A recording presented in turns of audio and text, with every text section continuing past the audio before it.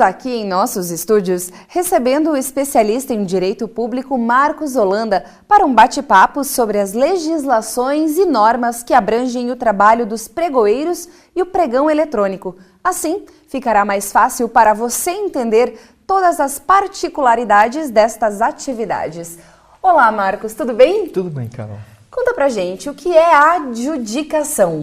Carol, a adjudicação é exatamente a entrega de um ato formal por parte do pregoeiro ou da autoridade administrativa para aquele licitante vencedor. Isso quer dizer o quê?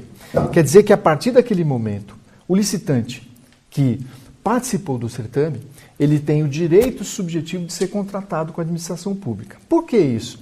Justamente para evitar que você repita novamente este pregão eletrônico, simplesmente porque você ou tem algum desacerto com esta empresa, ou que você gostaria que uma outra empresa fosse a vencedora, então você não pode fazer isso.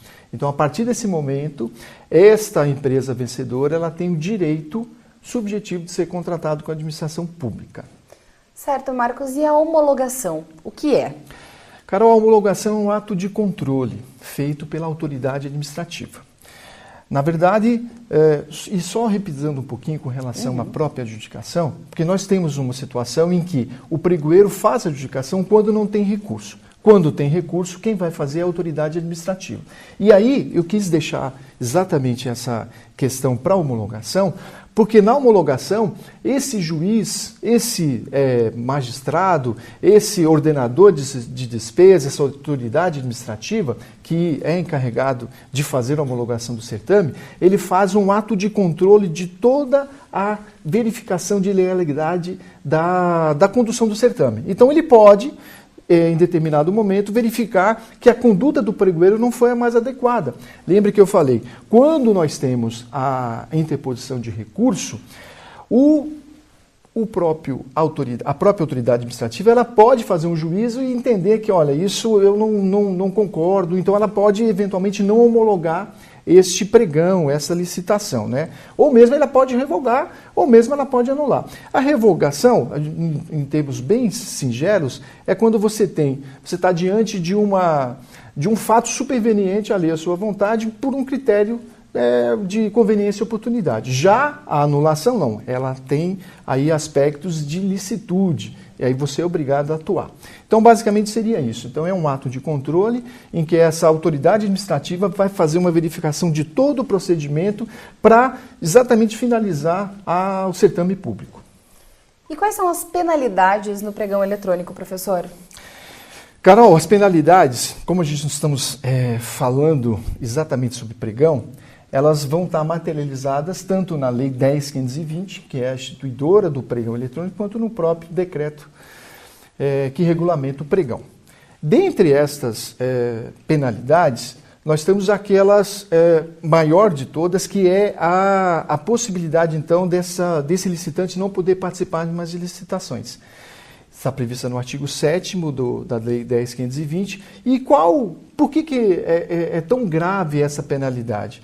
É simplesmente pelo fato de que o licitante se comporta de maneira inadequada, ele tenta fraudar a licitação, ele apresenta documentos ilícitos, ele não, apesar de ter participado de todo o certame, no momento da assinatura do contrato, ele não assina o contrato. Isso tudo vai ensejar o impedimento dele poder participar de novas licitações.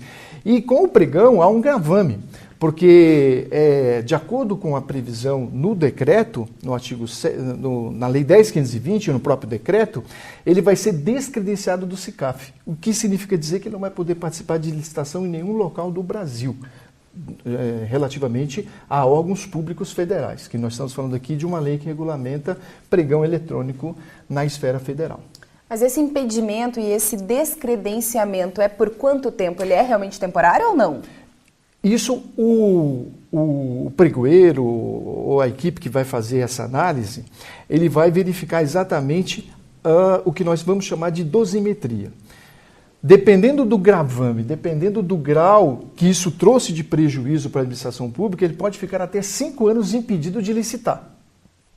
Tá, e tudo depende de uma avaliação que é feita pelo órgão público licitante. Exatamente, com um detalhe, porque isso tudo vai ser oportunizado ao licitante, o contraditório e a ampla defesa. Então ele vai poder, inclusive, se insurgir em face de eventual aplicação de sanção, né? Isso tudo também tem que ser feito com bastante parcimônia, com bastante critério, né? Não pode simplesmente achar que, por uma questão que refoge aos princípios que norteiam a atuação do pregoeiro, que é a legalidade, a impessoalidade, a moralidade, ele possa, porque o órgão teve um prejuízo tão grande, mas você tem que analisar o caso concreto. Então ele pode ficar até 5 anos. Então é um gravame muito pesado para as empresas que militam na área de licitação.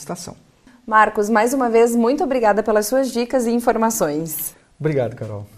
E a você que está nos assistindo, continue sempre acompanhando as novidades que a JML traz para melhorar a sua rotina de trabalho. Até mais!